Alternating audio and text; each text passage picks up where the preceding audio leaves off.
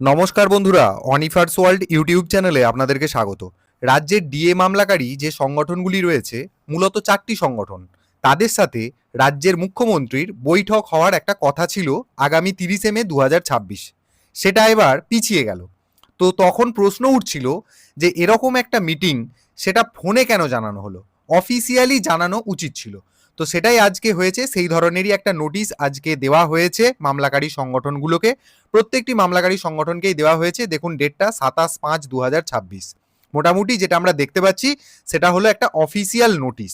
4টে সংগঠনকেই mail করে এই নোটিশটি দেওয়া হয়েছে। এখানে যেমনটা দেখতে পাচ্ছেন যে সংগ্রামী যৌথ মঞ্চের কনভেনরকে এই বার্তা দেওয়া হয়েছে, তেমনি বাকি 3টি সংগঠনকেও এই একই বার্তা দেওয়া হয়েছে। কেস নাম্বারগুলো এখানে মেনশন করে দেওয়া হয়েছে এবং পরিষ্কার বলা হচ্ছে যে আগামী 1 জুন 2026 বিকেল 5টাতে মাননীয় মুখ্যমন্ত্রী ডিএ মামলার রেসপন্ডেন্ট অ্যাসোসিয়েশনগুলোর সাথে মিটিং করতে ইচ্ছা প্রকাশ করেছেন। এই মিটিং হবে চিফ মিনিস্টারের কনফারেন্স রুমে 14 তলাতে নবান্নতে।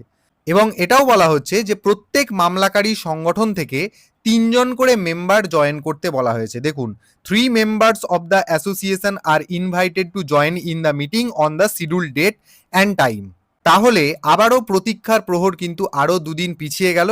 মোট কথা এবার মিটিংটা একটা অথেন্টিকভাবে অ্যারেঞ্জ হতে চলেছে। সেটা নিয়েই ছোট্ট বার্তা। ভিডিওটি আপনারা সকলের সাথে শেয়ার করুন এবং আপনারা যারা আমার চ্যানেলে নতুন তারা চ্যানেলটিকে সাবস্ক্রাইব করে নিতে ভুলবেন না।